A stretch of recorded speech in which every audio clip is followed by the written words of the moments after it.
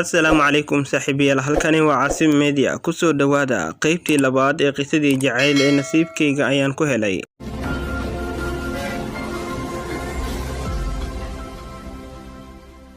Intaa kadib Saacid wax dhib ah kama uusan qaadin hadaladii ay Sucaad ku tiri, wuuna iska baxay. Sucaad guriga markay tagtay ayay nafteeda ku canaanatay maxaa wiilka sidaasi ugula hadashay, iyadoo isku qancisay in ay berrito la hadli doonto. Saacid habeenkii oo dhan waxaa qalbigiisa ku sawirnay wejiga Sucaad iyo quruxdeeda, isagoo niyadda dhisanaya ayuu leeyahay waa midii malaha lay qoray. Xilligii uu tagi jiray Sucaad agteeda ayaa la gaaray, isagoo dhexda soo socda ayaa wiilal ay asxaab yihiin dhexda kula kulmeen.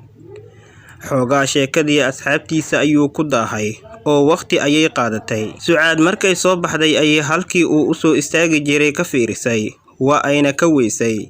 Cabbaar ayay meeshii fiirisay laakiin waa ay arki weysay. Kadib Sucaad waxaa u yeeray darawalkii kaxayn jiray wayna iska tagtay. Intay sii socotay ayay nafteeda canaanatay iyadoo u malaysa hadalkii shalay in uu ka xanaaqsan yahay.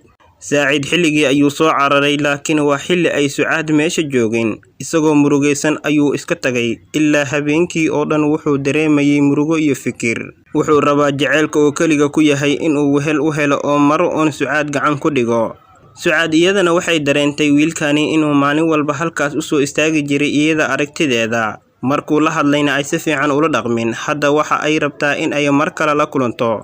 Maalintii xigtay markay jaamacadda timid ayaa iyadoo aamusan oo sidii lagu bartay ahayn ayaa asxaabteeda weydiiyeen waxa soo kordhay, balse iyadu waxna uma sheegin, waxayna sugi la'dahay inta la baxayo si ay u aragto wiilkii Dara. Xilligii bixitaanka markii la gaaray ayaa Saacid meeshii soo istaagay, isagoo iyada sugaya Sucaad. Markay soo baxday ayay aragtay oo ay u tagtay.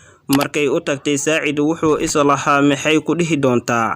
Sucaad ayaa hadalkii bilowday oo ku tiri walaal iga raali noqo, wixii daraad aan kugu sameeyay waan ka xumahay. Saacid farxad darteed waxa uu ku hadlo ayuu garan waayay. Markaasi ayuu ku dhahay dhib ma lahan, isagoo ka codsaday in ay siiso lambarkeeda si uu wax walba ugu sheego. Wayna siisay, sidii ayaana lagu kala tagay. Sucaad waxay isweydiisay sida fudud ee markiiba wiilkani ugu naxday iyo sida ilaa maanta nafteedu u rabtay in ay mar uun aragto wiilkan. Way garan la'dahay sida ay ugu jilacday. Iyadoo ka fikiraysa ayuu soo wacay, markaasi ayay isxaal wareysteen. Kadib markii ay isxaal wareysteen ayuu Saacid ugu sheekeeyay halgankii uu u soo maray muddadii uu ku jiray, iyada baadigoobkeeda iyo qaabkii uu u jeclaaday.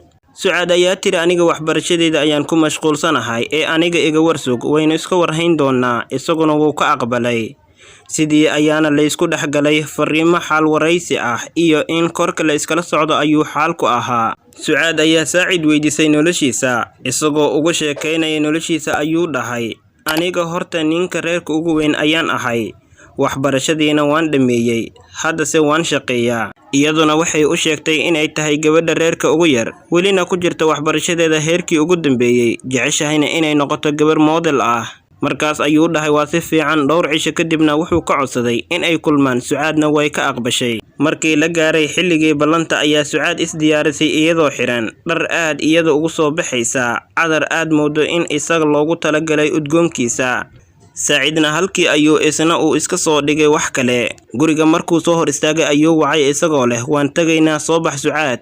Way baxeen meel hotel ah oo lagu kulmo ayay tageen. Markaasi ayuu Saacid ku dhahay maasha Allah, aad ayaad u qurux badan tahay. Sucaad intay yara xishootay ayay ku tiri mahadsanid.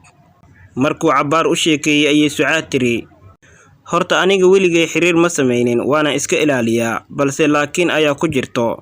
Kolkaas ayuu Saacid isna ku yiri aniga ha iga diidan jacaylka, waan ku ilaalin doonaa. Sucaad ayaa tiri waan ogahay xiriirkaaga, laakiin sababta ma aqaano, waxaad moodaa in aad is sixirtay. Saacid ayaa qoslay. Markaasi ayuu yiri jacaylka ayaa dadka sixraa, aniga ayaaba kaaga horreeyay sixirka. Halkii ayaana lagu wada kaftamay. Kadib Sucaad ayaa tiri waa inaan tago guriga, waa xilli dambe. Sidaa ayayna ku soo wada baxeen. Sucaad guriga ayaa la keenay, sidii ayayna ku kala tageen. Markay qolkeeda soo gashay ayay fariisatay, waxayna dib u soo xasuusatay Saacid hadalkiisa, ixtiraamkiisa iyo guud ahaan habdhaqankiisa. Saacid isna guriga ayuu tagay. Markuu qolka galay ayuu soo wacay isagoo leh ka waran kulankeena, ma ku faraxsan tahay? Iyaduna waxay ugu jawaabtay haa, waan ka helay kulankeena oo waan ku faraxsanahay. Waxay ku wada ballameen inay berrito isa soo wacaan. subaxdii markay ka soo kacday hurdada ayaa moobilkeeda ku aragtay fariin ku taagan oo uu Saacid u soo diray isagoo leh subax wanaagsan gacalo, waxaan rajaynayaa in aad caafimaad igu soo kacday. Aniga xalay waxaan seexday hurdo aan abid seexan, noloshayda ayaad ii qurxisay gacalo. Intay akhrisay ayay moobilka laabta gashatay, markaas ayay u qortay subax la mid ah, alxamdulillaah waan soo nabad kacay gacalka. Aniga la kulankaagii ilaa hadda nolol kale ayaan galay, waxaad i tustay jaceylka iyo naxariista uu leeyahay. halkaa waxaa inooga qaybtii labaad ee qisadii jaceyl ee Saacid iyo Sucaad. daawada haddii aad qisadani ka heshay fadlan muuqaalkan ilaag saar. haddii aad channelka cusub tahayna nagu soo biir oo subscribe taabo furo gambaleelka si aad ula socoto qaybaha xiga ee aynu soo gelin doono. tan intaan ku kulmayna qayb cusub, nabadgelyo.